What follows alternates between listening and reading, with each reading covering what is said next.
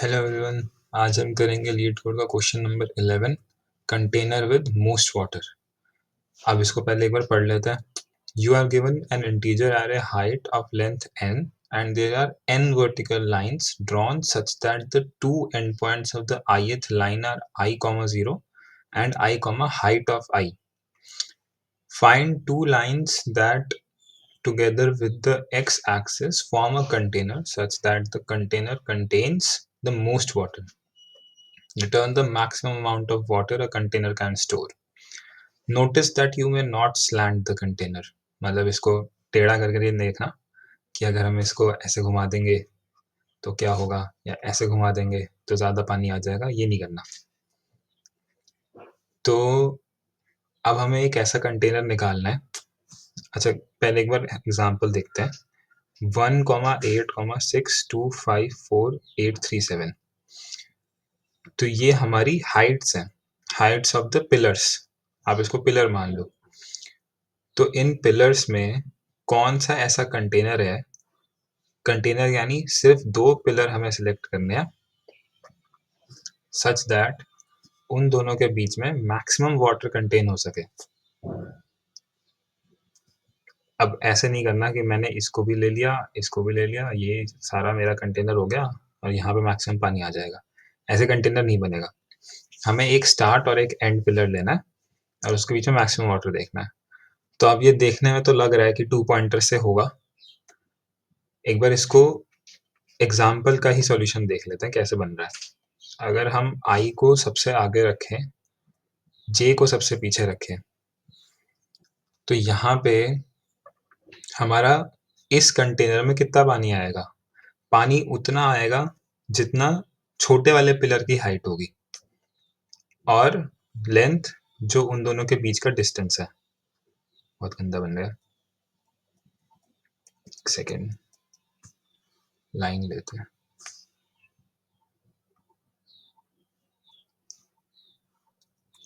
तो इतने में पानी आएगा हमारे, राइट। तो ये कितना पानी हुआ? ये हुआ 1 हाइट है इसकी एंड लेंथ क्या है,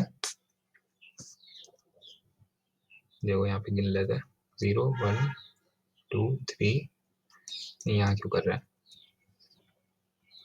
0 1 2 3 4 5 6 7 एंड 8। तो हमारी लेंथ कितनी हो गई? 8 माइनस 0, करेक्ट। तो अब 8 माइनस 0 हमारी लेंथ हुई। तो यहाँ पे पानी कितना हो गया? पानी मतलब हम इसका एरिया निकालेंगे। तो एरिया कितना हो गया? 8 कुछ भी मान लो, इतना पानी आएगा। यूनिट्स तो कुछ भी ले लो। अब जो सबसे बड़ी डिसीजन मेकिंग है वो ये है कि क्या मैं i को आगे लेके जाऊं या क्या मैं j को पीछे लेके जाऊं। अब यहाँ पे तो सिंपली दिख रहा है कि i आगे जाएगा तो लेंथ बड़ी हो जाए, मतलब हाइट बड़ी हो जाएगी, तो यहाँ पे हमारे पास ज्यादा पानी आ जाएगा। लेकिन ऐसा भी हो सकता है कि i आगे जाके छोटा हो जाए, ऐसा भी हो सकता है j पीछे आके बड़ा हो जाए। तो यहाँ पे वो डिसीजन कैसे लेना है? अब सिंपली सोचो कि i छोटा है, j बड़ा है करंट सिचुएशन में। तो अगर हम j को पीछे लेके जाएं तो क्या होगा? एक तो हमारा डिस्टेंस कम हो जाएगा। डिस्टेंस जो पहले ज्यादा था, जो कि पहले इतना डिस्टेंस था, वो अब एक ब्लॉक कम भी हो गया। और हम बड़े वाले के साथ रिस्क ले रहे हैं कि हमें हो सकता है और भी छोटा मिल जाए। तो ये तो दोनों तरफ से माइनस माइनस हो गया ना, कोई विन विन सिचुएशन नहीं हुई। तो इसलिए हम क्या करते हैं, अगर हम इसको पीछे लेके जाएंगे, स्टिल यहाँ पे हो सकता है ये छोटा हो जाए, लेकिन बड़ा भी तो हो सकता है। तो छोटे वाले के साथ रिस्क लेना कि वो बड़ा हो जाएगा भले ही डिस्टेंस कम हो रहा है, इज बेटर देन बड़े वाले के साथ रिस्क लेना कि वो छोटा हो जाएगा, क्योंकि फिर तो कोई भी फायदा नहीं है ना। तो यहाँ पे अगर हम इसी चीज को अप्लाई करें तो जे पीछे नहीं आएगा, आई आगे आया एंड ओके, इसको इरेज करना पड़ेगा। जे पीछे नहीं आया। अब जब आई आगे आ गया, यहाँ पे आई आया, यहाँ पे जे रहा, तो हमारा क्या बन गया, जो इन दोनों में से छोटी हाइट किसकी है, जे वाले की है, 7 इंटू इनके बीच का डिफरेंस क्या है, 8 - 1, 7 7 49। यही हमारा सॉल्यूशन बनता है। अब इसी को अगर दूसरे एग्जाम्पल में भी देखना है, अगर मैंने दे रखा है 1 and 1 है, तो 1, 1 के लिए आउटपुट 1 आ जाएगा। क्यों? कि यहाँ पे आई होगा, यहाँ पे जे होगा, ना तो आई आगे जा सकता है ना जे पीछे आ सकता है, क्योंकि 2 पिलर्स तो चाहिए। यहाँ पे भी अगर कंस्ट्रेंट्स में देखो तो n की मिनिमम वैल्यू 2 है, तो यहीं पे आई रहेगा, यहीं पे जे रहेगा, और इन दोनों में डिफरेंस कितना है, सिर्फ एक का ही है। ये 1 index minus 0th index will be 1 into 1 is 1।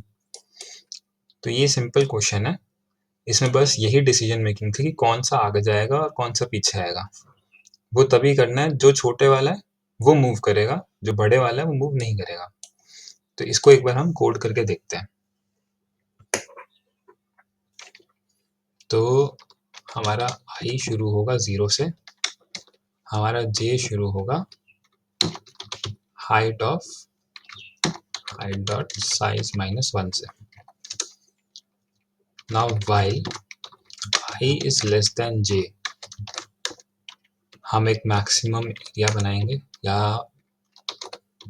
Max water लेंगे। Max water is currently 0।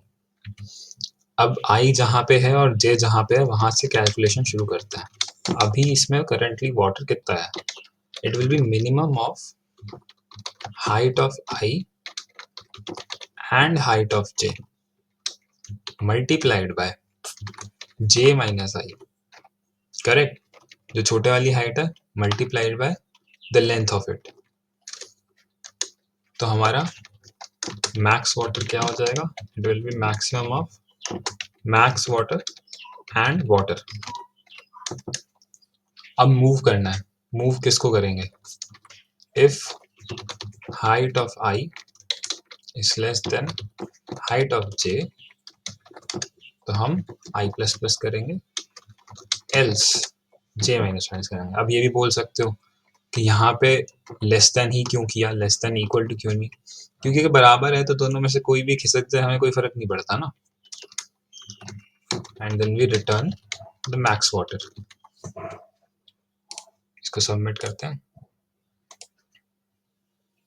हमारे दोनों टेस्ट केसेस तो रन हो गए, सबमिट करके देखते हैं। ओके, तो हमारा सॉल्यूशन भी आ गया, टाइम कॉम्प्लेक्सिटी भी सही है। अब यहाँ पे निकालना कैसे टाइम कॉम्प्लेक्सिटी को, तो हम जब टाइम कॉम्प्लेक्सिटी निकालते हैं हम वर्स्ट केस सिनेरियो चेक करते हैं। वर्स्ट केस सिनेरियो में let's draw this, worst case scenario में क्या होगा कि कुछ ऐसे पिलर्स बन जाएंगे कि जो मोस्ट वाटर है, मान लो ये बहुत ही बड़ा है और ये बहुत ही छोटे हैं। यहाँ पे वेट, दोबारा ड्रॉ करता हूँ। मान लो ये सेंटर में दो बहुत बड़े पिलर्स हैं और यहाँ पे बहुत छोटे छोटे हैं।